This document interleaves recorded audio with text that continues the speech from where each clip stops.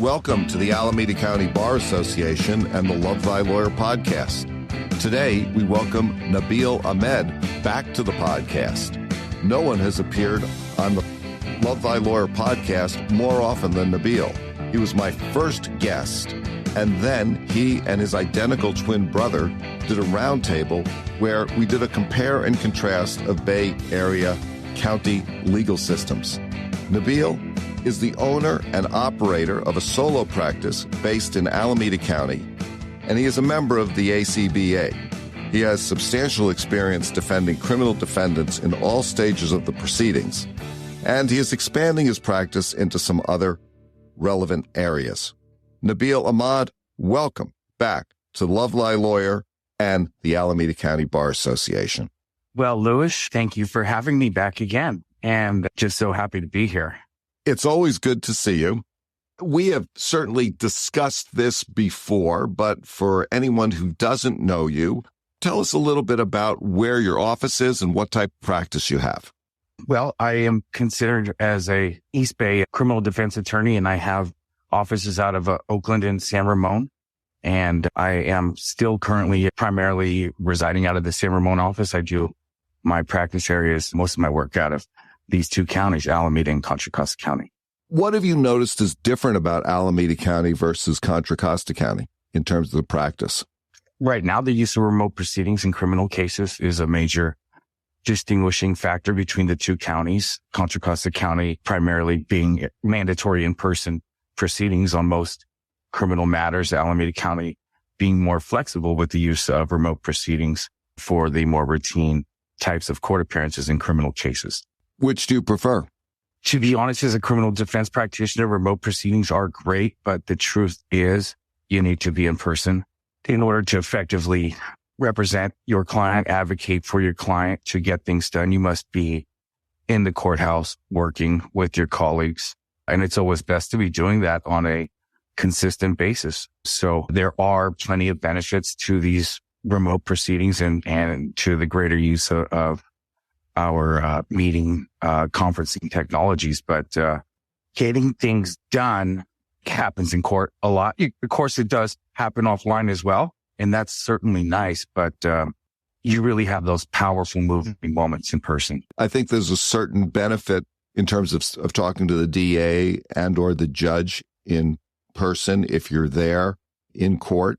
And I also think there's a certain benefit in terms of the client seeing what really happens in court and being there to witness other cases, sort of the majesty of the high ceilings and the American flags. I think there is a certain benefit in terms of the client seeing that venue. Yeah, absolutely, for the client to see it too. And then realistically speaking, also for the attorneys as well. A lot of our learning is done in a courtroom, and sometimes we may discount that fact because we're there so often, and we take for granted perhaps how special the people are around us and how much knowledge they have, and the fact that the majority of things that are said in court, if not everything that is said in the court context is meant to have a significant meaning behind it, one that could affect the outcome of a particular case. So lawyers usually choose their words wisely. And that means if you listen to what they have to say, certainly with an open mind, you may learn something. And if you do that every day in court, you're going to wind up learning a lot. And especially, we're obviously so blessed to have some of the most intelligent people, I think, on planet Earth in our courthouses here locally. Therefore, I know 4 years ago, I wanted remote proceedings, remote technology. Although it's great, I've missed being around my colleagues and just hearing them talk. And I'd like to shut up more when I go around and hear what they have to say, because I don't think I've laughed as much as I have in a courtroom anywhere else in any other context of my life. And even though it may not be appropriate to laugh like that in a courtroom, I certainly do. And gosh, I miss it. And I'm glad to be back in a courtroom when I am. Yeah, I think there's a lot to be said for sitting in the jury box or just in the chairs in front of the rail and talking to your colleagues and sort of commenting on the proceedings. I know that I've certainly learned a lot from sitting in that jury box with other attorneys waiting for cases to be called. No doubt about it. Nabiel, you've been on the podcast before, and some of this may be review for people who have listened to all of the podcasts, but my guess is that most people have not. And for those who haven't heard your initial podcast, can you just tell us a little bit about your educational background, where you grew up, where you went to high school, college, law school? Bring us through your young years and up through your education. Yeah, I was educated in Bay Area schools pretty much my whole life. The furthest I traveled was UC Davis for college in terms of education, but I really am a product of the Burlingame school systems. And I would like to acknowledge that the school systems, is in Burlingame and then on the peninsula. A lot of our school systems here in the Bay Area are blessed to have some of the teachers also out there that are making significant positive impacts on the lives of children that are going on to do extraordinary things. So I was very fortunate to have grown up in those Burlingame, the Burlingame School District with incredible, amazing teachers. And shout out to a history teacher. It was shout out to all of them. A lot of them had positive impact. You have a twin brother, an identical twin brother. What's that been like, growing up with an identical twin brother who's also an attorney, who I imagine occasionally has been mistaken for you and you mistaken for him in the courtroom? That we were certainly mistaken for each other plenty in the first few years. And, just like in school, it was fun to get confused a little bit. But I think these days now he's distinguished himself as a person so much. And I've done the same, that really how it's impacted and affected me is that he's so damn competitive and he's doing so well. And I am the same way. And it's hard to let your foot off the gas and just take a break. Yeah. Nabiel, what is it that you really like about practicing law? I mean, you've been doing it for quite a while and, obviously you're a bright guy. You could do something else if you wanted to, but what is it that keeps you as a lawyer? What I noticed the last few years, I started practicing more in the civil arena, some civil litigation, and the nature of my cases became less exciting, I would say. And realistically, the things that I would talk about or think about or be able to present to others also became less interesting. What I've noticed, the further I've gone from criminal law, I think the less interesting of a human being I become. And that scares me. I would do anything to remain interesting. Hence, I don't think you need to worry about that, Nabiel. I think that you're going to remain interesting no matter what. Well, at least I have good stories, and that you can only get being a criminal defense attorney or prosecutor or law enforcement officer, judge, that kind of stuff. Being around the criminal justice system. That's right. If a young person were just coming out of college, would you recommend the law as a career, and specifically criminal defense or prosecution as a career? I think that my answer to this question might have changed from 4 years ago. This job is for those passionate in the law and specifically our field of the law. If somebody wants to be a prosecutor or a public defender or private criminal defense counsel, they should really know and understand what this is about. Do a tremendous amount of research. And if that's who you are, come on board. Would you recommend trying to get into a DA's office or a public defender's office in order to get some experience before going out on your own? That's the only way to do it. There's no other way that you're going to get the type of experience that the attorneys in those offices get otherwise, unless you're just giving away legal services, which some may choose to do, but that may not be a wise business model. While we're discussing business and the business of practicing law, I'd like you to comment on that and specifically talk about your business and the things that you do on the business side of things as a private solo practitioner. I think I touched on it a moment ago, how some people could give away legal services on the private side in order to gain that legal experience. And the truth is told, that is how I began my legal career as a private criminal attorney here in Alameda County. My brother did not. And so the compare and contrast was, he was always smarter, business oriented that way. But I think the clientele, the criminal clientele of where his practice area was and the people he was servicing may have been different, or the truth is just his mindset and how he approached the game, the business was different. It's about a mindset as to how you are going to get business, generate business. And I didn't really go in with a plan. I just wanted to do it. I joined the court appointed panel, the lawyer referral service. And by having a strong will and giving it a good effort, we're still here today and doing the work that I've been enjoying this whole time. One of the criticisms that I have about law schools, and that I've heard from other attorneys about law schools, is that they simply do not teach anything about the business of running a law practice. And I think for most of us, certainly myself included, we don't have really good skills at business, and we have to develop those pretty much on our own.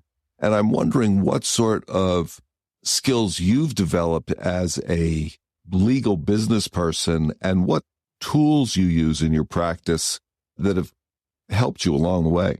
I think the number one thing is learning people, understanding your clientele. So first off, of course, you're trying to attract a certain kind of client, one that you can work with in a pleasant fashion and one that's going to pay your legal fee on time. Of course, a brand new attorney who just hung up his shingle is going to look for the perfect paying client. So when a client hires me, I sold my services, and what the services I'm selling are, I'm an effective litigator that will be nice to you in the process to help you achieve your goals. What sort of advertising and promotion have you used? Everything that I could have possibly, I get calls every day from every kind of marketer under the sun. Have you had any success with any of these marketing tools? Has anything sort of stood out as something that seems to work? You don't even necessarily even need positive results. You just have to be nice to your clients, and they have, some sincerity, some level of empathy and genuineness from you is all it takes to have a very successful law practice. You don't need to be a Perry Mason on any case ever. Yeah, you don't need to be a hot shot. You just have to be a nice person and offer people the service and provide them the service that they think they're paying for. And if you can do that, you're going to have a very successful practice. What keeps you up at night? Filing deadlines now. I have to get one in before 5:00. Again, I just made 2 deadlines before our meeting. Now, just working on writing motions, making sure that they aren't frivolous, that I'm not subjected to attorney's fees, or my clients aren't subjected to attorney's fees based upon less than stellar legal work, managing client expectations and not committing malpractice. And of course, I like to do my best. Let's say you came at some real money, let's say $3 or $4 billion. What, if anything, would you do differently in your life? Enjoy it for as long as possible before I'm going to want to come back and hope to be accepted back into practicing here with you guys. Nabiel, there are some other people on the call, and I would like to give them an opportunity to have a word with you, to ask a question, to make a comment. Let's start with Thomas Butzbach. Do you have a question or a comment for Nabiel Ahmed? And more of a comment. I just love the way that you're candid and you just go for it. And I love that. And I also learned something from you today. It's all about hard work. And I think that's the message I get from you. I heard your brother and you on the podcast, and I thought both of you together were the most candid I've ever heard on Mr. Goodman's podcast. So thank you for that. You stated that you think that for a young attorney, the avenue to learn the law is through the DA's office or the public defender's office.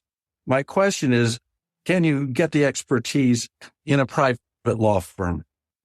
Yeah, absolutely. There are a ton of great attorneys out there that can teach you the law.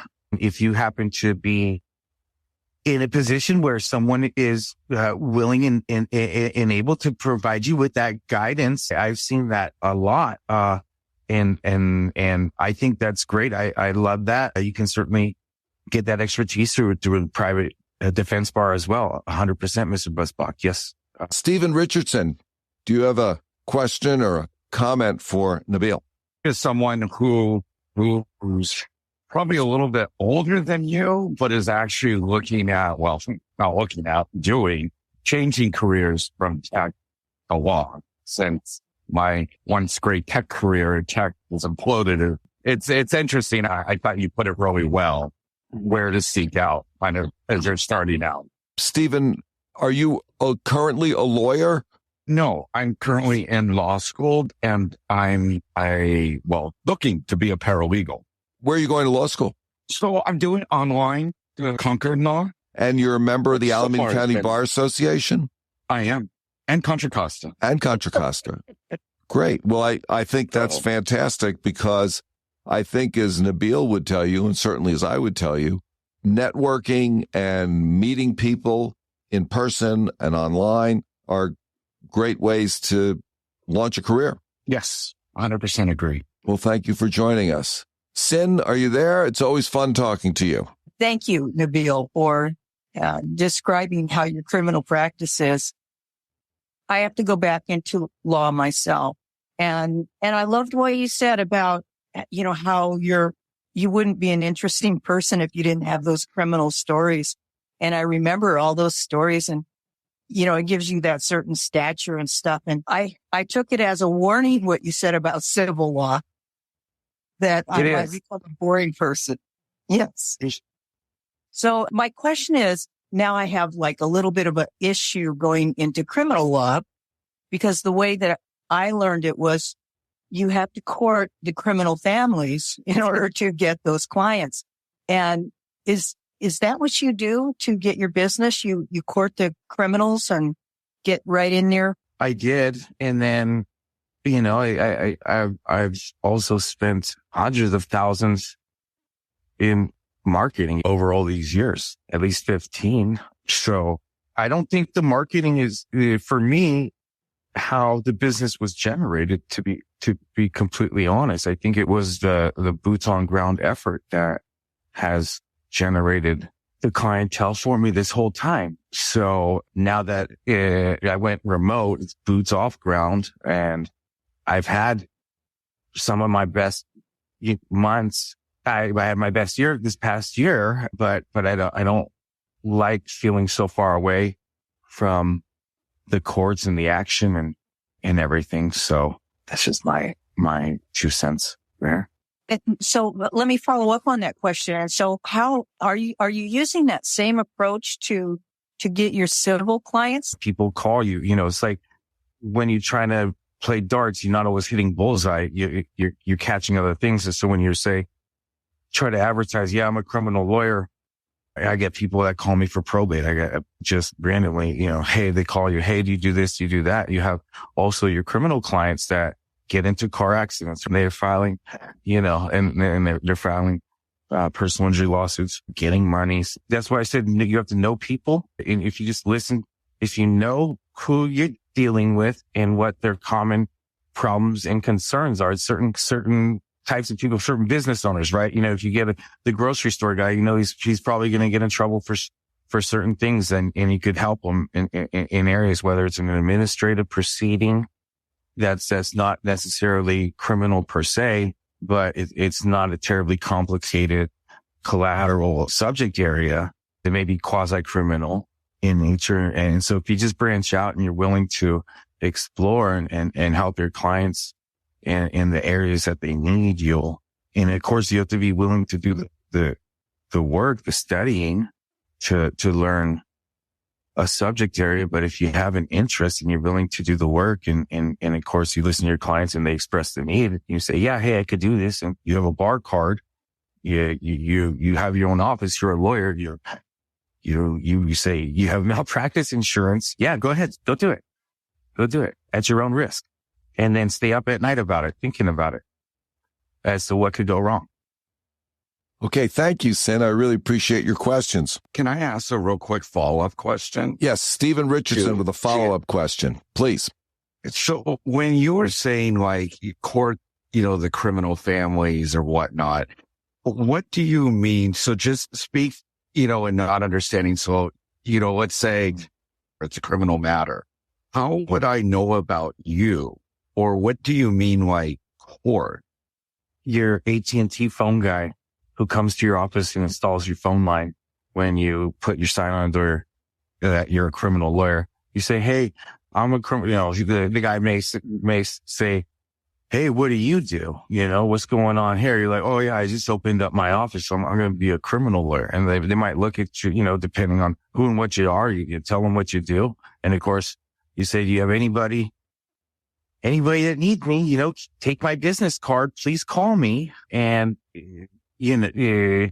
when I started, I started in downtown Oakland. And at the time when I started in downtown Oakland, it was corner 13th and Franklin. And unfortunately, I was still smoking cigarettes at the time. So you could find me on the street, any street corner, Main Street corner with a pack of cigarettes and a bunch of business cards in my hand. And a lot of people would come up to me because I was dressed in a suit and asked me for $1 or something. And they'd ask me for something. I wound up giving them a cigarette and a business card and a cigarette.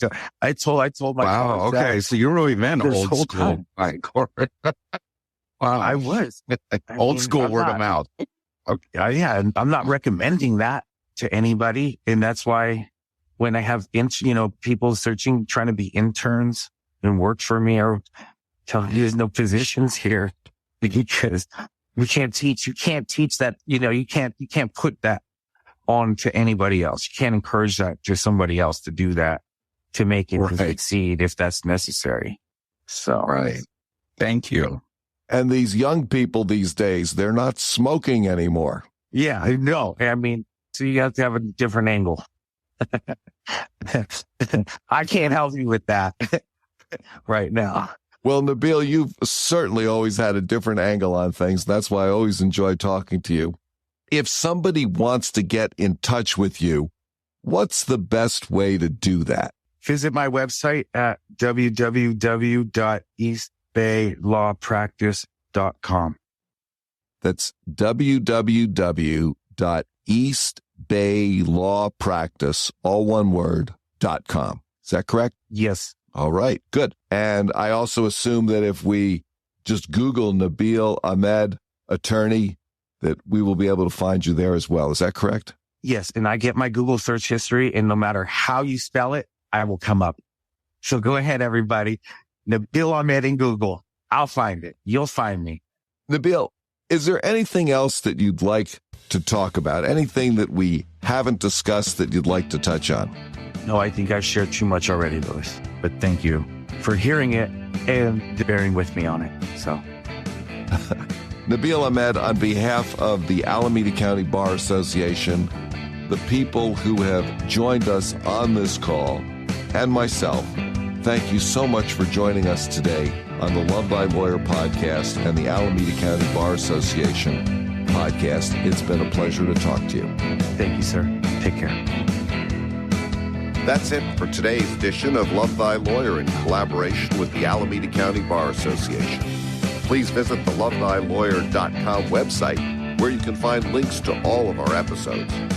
Also, please visit the Alameda County Bar Association website at acbanet.org where you can find more information about our support of the legal profession, promoting excellence in the legal profession, and facilitating equal access to justice. Thanks to Joel Katz for music, Brian Matheson for technical support, Paul Roberts for social media, and Tracy Harvey. I'm Louis Goodman.